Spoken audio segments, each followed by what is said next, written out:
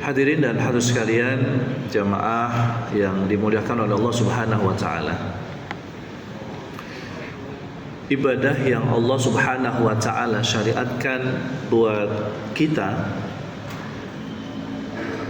mengandung tidak hanya aspek secara vertikal, membangun hubungan kita yang baik dengan Allah Subhanahu wa taala, tapi juga ibadah-ibadah yang kita lakukan itu juga berdimensi horizontal. Artinya ibadah yang kita lakukan itu berimplikasi kepada hubungan baik kita dengan sesama, sehingga seorang mukmin ketika dia istiqomah dalam melakukan berbagai macam ibadah, maka ada dua manfaat. Yang pertama, manfaatnya adalah bahwa interaksi dia dengan Allah yaitu terjalin dengan baik, dan yang kedua adalah interaksinya dengan sesama juga terjalin dengan baik. Ibadah-ibadah yang kita lakukan setiap harinya, seperti sholat yang 5 waktu dan juga sholat-sholat sunnah lain, kemudian juga puasa di bulan Ramadan ini, kemudian sedekah kita, kemudian juga ketika kita melakukan haji dan umrah, maka semuanya itu tidak hanya berdimensi vertikal hubungan kita dengan Allah, tapi juga dengan sesama.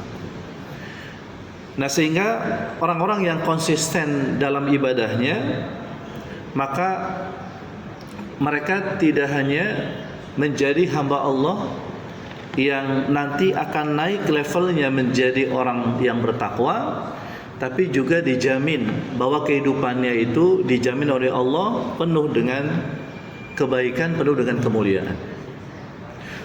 Sebaliknya, apabila ibadahnya rusak atau ibadahnya itu tidak dilakukan maka menyebabkan kehidupannya hina. Karena kata Allah, orang yang dia bisa menjalin hubungan yang baik dengan Allah dan dengan sesama, maka kehidupannya mulia. Tapi sebaliknya, orang yang tidak bisa membangun hubungan yang baik dengan Allah dan sesama, hidupnya hina. Duribat alaihimud dhillatu aynama thuqifu illa bihabli minallah wa habli minan nas. Siapapun, kata Allah, hidupnya akan ditimpa kehinaan dimanapun mereka berada, kecuali kalau mereka dapat membangun hubungan yang baik dengan Allah, hablu minallah, dan mampu membangun hubungan yang baik dengan sesama, hablu minan nas. Nah, hadirin dan hadirat sekalian yang dimuliakan oleh Allah Subhanahu wa taala, ada banyak dimensi horizontal yang kita dapat dari ibadah puasa yang kita lakukan. Coba kita perhatikan. Ketika seseorang itu melakukan ibadah puasa, puasa kan artinya menahan. Secara fikih, seseorang itu harus mencegah atau menahan dirinya dari mulai fajar sampai waktu maghrib terbenamnya matahari. Dan dia harus menahan dari makan dan minum, melakukan hubungan seksual dan hal-hal yang membatalkannya, dan diniatkan beribadah kepada Allah Subhanahu wa taala. Sehingga ibadah puasa yang dilakukan oleh seseorang itu maka mampu mendekatkan dirinya kepada Allah Subhanahu wa taala. Jika puasanya itu tidak hanya menahan lapar dan haus, tapi segala hal yang membatalkan puasanya maupun juga hal-hal yang membatalkan pahala puasa. Karena ada dua hal, hadirin. Ada yang batal puasanya secara fikih kemudian ada yang batal pahala puasanya.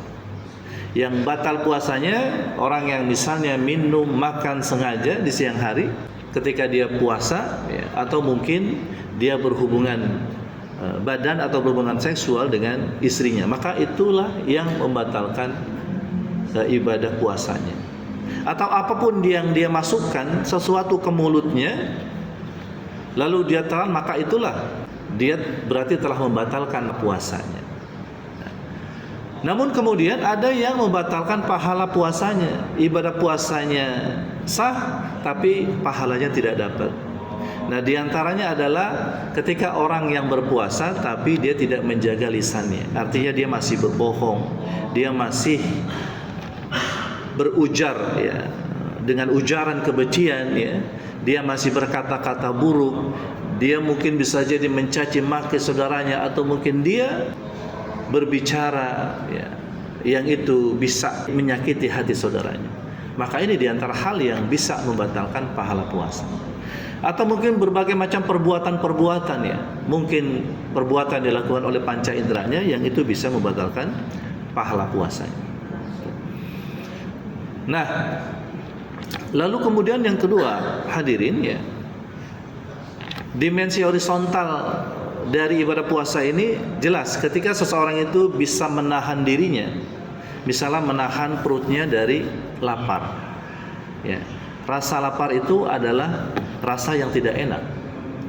Tapi ketika rasa lapar itu ditahan, maka sebenarnya akal kita ya, itu akan mengatakan bahwa ternyata rasa lapar itu nggak enak.